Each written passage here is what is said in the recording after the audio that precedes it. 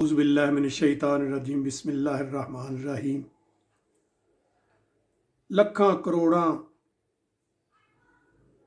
अरबां हा तरीफां सोहणे रब दियां ते लखां करोड़ां अरबां हा दरूदो सलाम नबी पाक ते नबी पाक दी आल औलाद ते।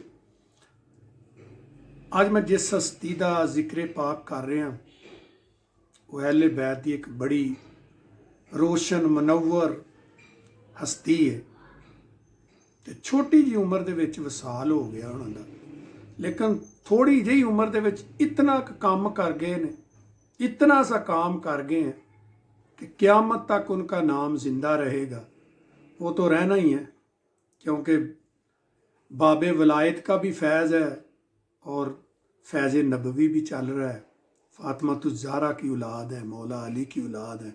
नबी पाक का फैज़ तो वैसे ही मिल रहा है, खूनी रूहानी सब।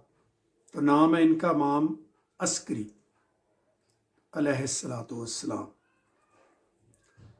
आपका वलादत का जो सन है वो है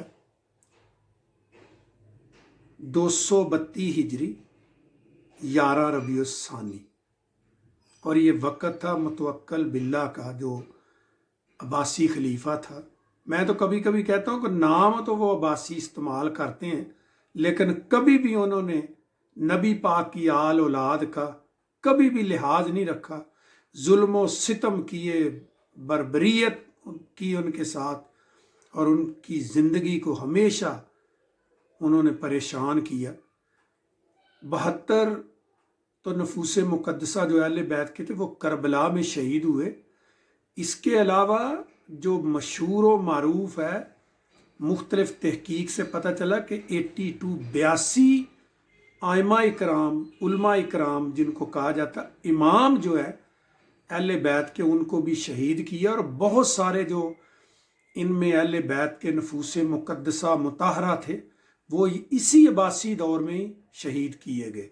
नाम गिनो तो पता भी चल जाता है, जिनको लोग बड़ा बड़ा हुक्मरान मानते हैं, जब उनके काम देखते हैं, उन पर तहकीक होती है, तो अहले बैत के साथ उनका रवैया जो है ना वो बहुत नाजेब है, नामुनासिब।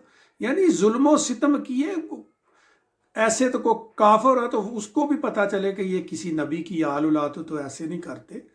तो ये जो हज़रत इमाम अस्करी अलैहिस्सलाम है, इनकी तो ज़िंदगी भी 28 साल है, और ज़्यादातर ज़िंदगी इनकी ज़िंदान में गुजरी है, जेल में गुजरी है। 3 अब्बासी खलीफा इनके दौर में आए, तीनों ने आपके साथ बहुत ज़ालमाना रवैया रखा और जेल में डाले रखा।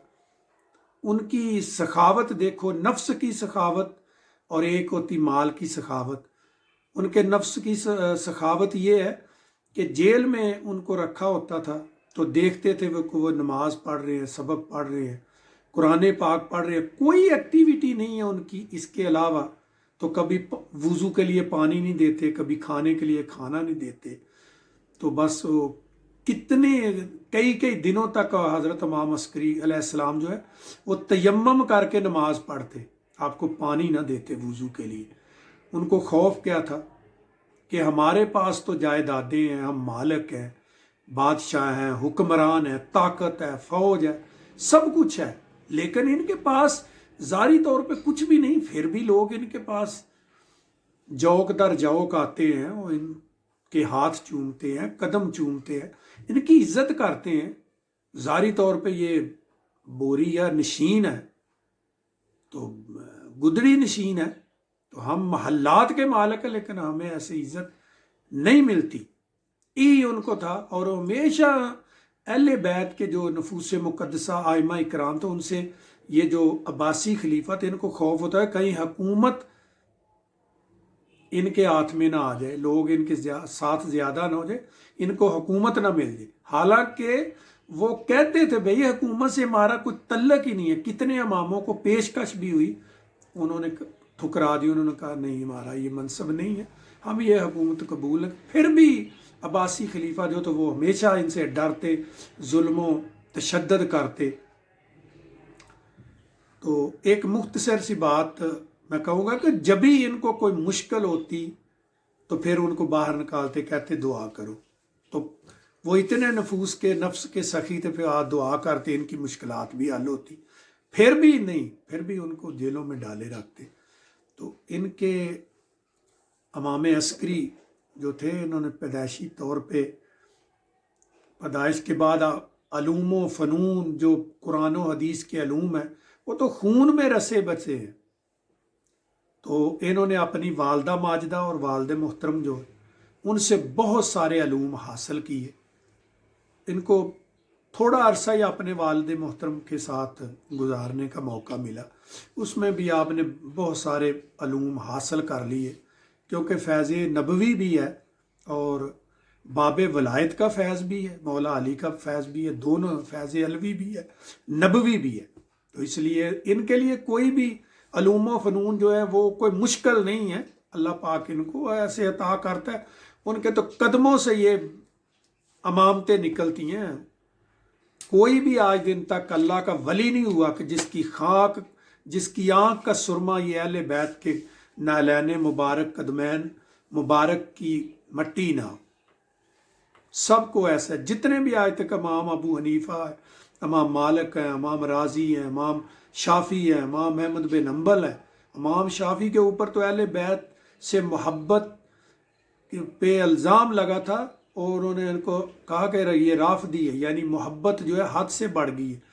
تو آپ نے فرمایا تھا کہ اگر اہل بیت سے محبت رافضیت ہے تو دنیا میں سب سے بڑا رافضی میں ہوں۔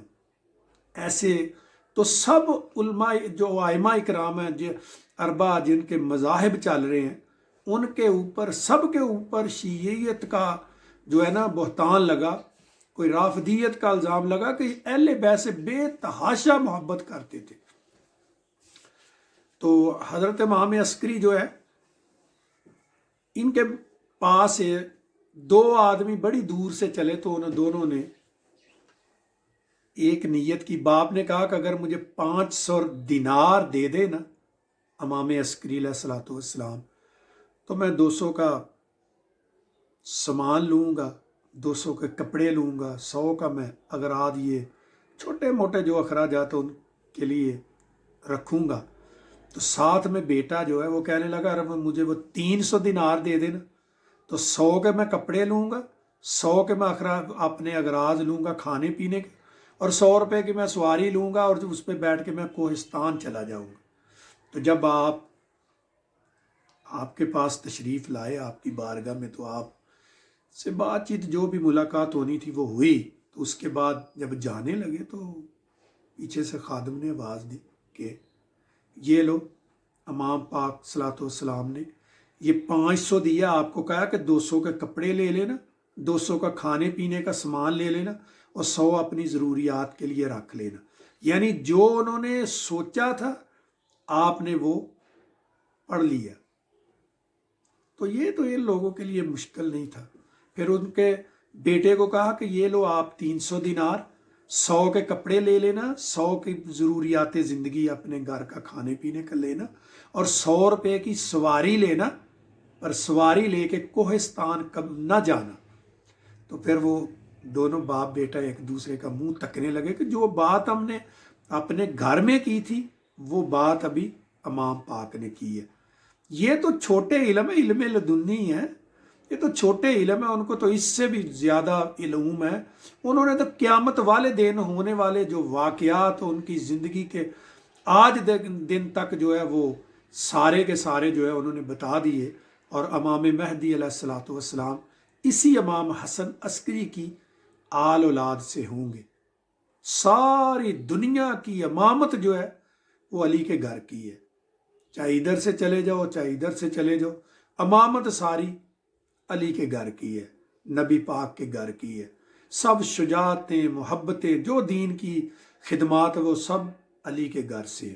تو ایک بار ایسا واقعہ ہوا، اسی واقعہ کہ میں مکمل کر دوں گا، کہ بہت زیادہ قحط سالی ہوئی تو جو وقت کا خلیفہ تھا وہ اپنی پبلک کو، نیک لوگوں کو، جو بھی اس کی ذہن میں تھے وہ لے کے تو جنگل میں جاتا، دعائیں کرتا۔ 1 دن ہوا، 2 دن ہوا، 4 دن ہوا، کتنے دن اس نے نماز استسقاء پڑھی لیکن بارش نہیں ہوئی۔ تو قحط سالی کی اخیر ہو چکی تھی۔